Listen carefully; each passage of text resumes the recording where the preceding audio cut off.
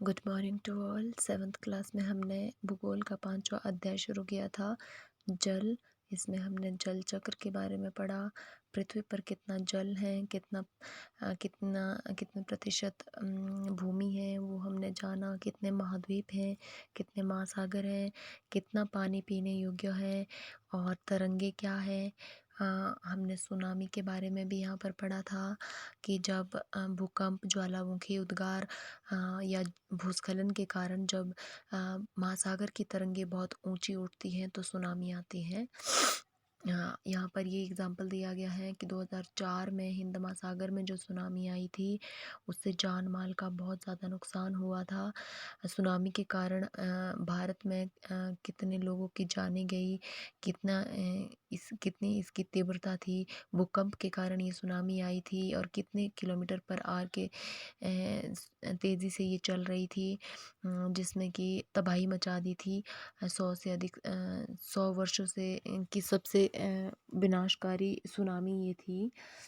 आज हम पढ़ेंगे ज्वार भाटा। दिन में 2 बार नियम से महासागरीय जल का उठना और गिरना ज्वार भाटा कहलाता है। अंडरलाइन कीजिए, दिन में 2 बार, एक बार ऊपर उठेगा उसे ज्वार कहेंगे, नीचे गिरेगा उसे भाटा कहेंगे। तो आपको क्या करना है, आपको इसकी डेफिनेशन याद करनी है और इसको बहुत अच्छे से समझना है। जब सर्वाधिक ऊंचाई तक उठकर जल तट के बड़े हिस्से को डुबो देता है तो उसे ज्वार कहते हैं। सर्वाधिक ऊंचाई, जब सबसे ऊपर जाएगा तो ज्वार होगा। जब जल अपने निम्नतम स्तर तक आ जाता है एवं तट के पीछे चला जाता है उसे भाटा कहते हैं। जब सबसे ऊपर जाएगा उसे ज्वार कहेंगे। जब जल सबसे नीचे आएगा निम्नतम स्तर पे उसे भाटा कहेंगे। सूर्य एवं चंद्रमा के शक्तिशाली गुरुत्वाकर्षण बल के कारण पृथ्वी की सतह पर ज्वार भाटे आते हैं। आपको याद रखना है, सूरज और चंद्रमा की गुरुत्वाकर्षण, ग्रेविटेशनल फोर्स आपने साइंस में पढ़ी होगी। उसके कारण ज्वार भाटे आते हैं पृथ्वी पर। जब पृथ्वी का जल चंद्रमा के निकट होता है उस समय चंद्रमा के गुरुत्वाकर्षण बल से जल अभिकर्षित होता है, जिसके कारण उच्च ज्वार आते हैं। पूर्णिमा और अमावस्या के दिन सूर्य, चंद्रमा, पृथ्वी तीनों एक सीध में होते हैं। आपको ये याद रखना है, जिस दिन पूर्णिमा होती है उस दिन सूरज, चंद्रमा और पृथ्वी तीनों एक सीध में होते हैं। सूर्य, चंद्रमा, पृथ्वी, ये बीच की जो आपको यहाँ पर तस्वीर बताई गई है, पूर्णमासी और अमावस्या के दिन होता है ये। और इस समय सबसे ऊंचे ज्वार उठते हैं। इस ज्वार को बृहद ज्वार कहते हैं। अंडरलाइन कीजिए। लेकिन जब चांद अपने प्रथम और अंतिम चतुर्थांश में होता है तो पृथ्वी एवं सूर्य का गुरुत्वाकर्षण बल विपरीत दिशाओं में से महासागरीय जल पर पड़ता है। परिणाम स्वरूप निम्न ज्वार भाटा आता है। ऐसे ज्वार को लघु ज्वार कहा जाता है। देखिए, जब आपको सूरज, चंद्रमा और पृथ्वी तीनों एक सीध में हो और पूर्णमासी और अमावस्या का दिन हो तो उस दिन बहुत उच्च ज्वार आते हैं, जिन्हें बृहद ज्वार कहते हैं। जब चंद्रमा अपने अंतिम चतुर्थांश में हो, मतलब चतुर्थांश, चौथा अंश, जब चंद्रमा समाप्त होने वाला हो तो उस समय निम्न ज्वार आते हैं। उच्च ज्वार नौ संचालन में सहायक होता है। ये जल स्तर को तट की ऊंचाई तक पहुंचाते हैं। ये जहाज को बंदरगाह तक पहुंचाने में सहायक होते हैं। उच्च ज्वार मछली पकड़ने में भी मदद करते हैं। उच्च ज्वार के दौरान अनेक मछलियां तट के निकट आ जाती हैं। इसके फलस्वरूप मछुआरे बिना कठिनाई के मछलियां पकड़ पाते हैं। कुछ स्थानों पर ज्वार भाटे से होने वाले जल के उतार चढ़ाव का उपयोग विद्युत उत्पन्न के लिए किया जाता है।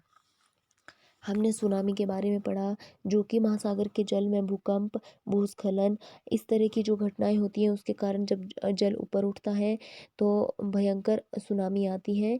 और हमने ज्वार भाटा पढ़ा, दिन में नियमित स्तर पर दिन में 2 बार जल का ऊपर उठना और नीचे गिरना ज्वार भाटा कहलाता है।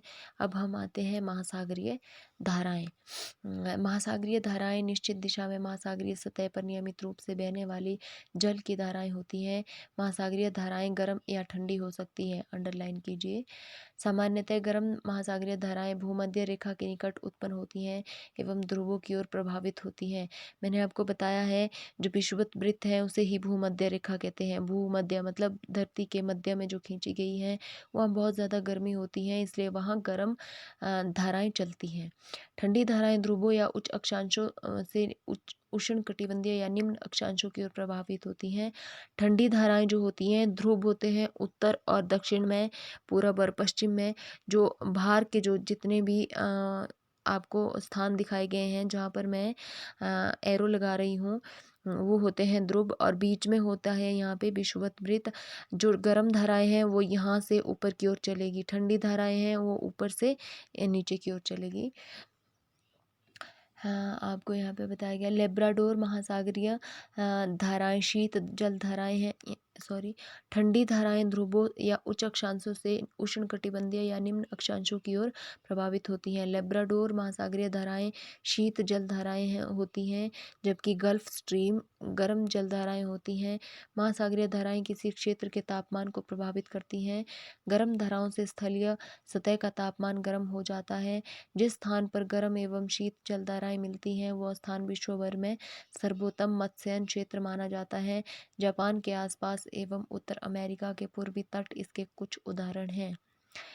आपको मैंने बताया आपको सिर्फ महासागरीय धाराओं में 2 नाम याद रखने हैं, गल्फ स्ट्रीम और लेब्राडोर।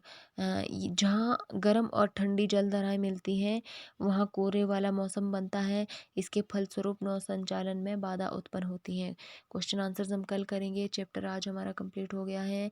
आपको यहाँ पर जो मैप में बताया गया है, ये जो लाल लाल एरो दिखाए गए हैं ये जल धाराएँ हैं। जो नीचे वाली हैं विषुवत-वृत्त पे वो ऊपर की ओर जाती हैं ध्रुवों की ओर। जो ध्रुवों की ओर वाली होगी ठंडी ठंडी धारा यहाँ से चलेगी और यहाँ की ओर आएगी। गर्म धारा यहाँ से चलेगी और यहाँ की ओर जाएगी। आपको इतना याद रखना है महासागरीय धाराएँ कैसे चलती हैं और कौन से ध्रुवों से कौन से ध्रुव की ओर चलती हैं, कौन से अक्षांश से कौन से अक्षांश की ओर चलती हैं। आज मैं आपको एक थोड़ा-सा रिवाइज़ करवाना चाहूँगी। आपको मुझे बताना है अक्षांश क्या है, देशांतर क्या है, विषुवत-वृत्त क्या है, कर्क रेखा कौन-सी है, मकर रेखा कौन-सी है, ताकि आप मुझे मैप में ये बता सकें कि 7 महाद्वीप कौन से हैं, 7 महासागर कौन से हैं। जब तक आपको ये सारी रेखाओं के बारे में ज्ञान नहीं होगा तब तक आप वर्ल्ड मैप नहीं समझ पाएँगे। आज के लिए बस इतना ही, धन्यवाद।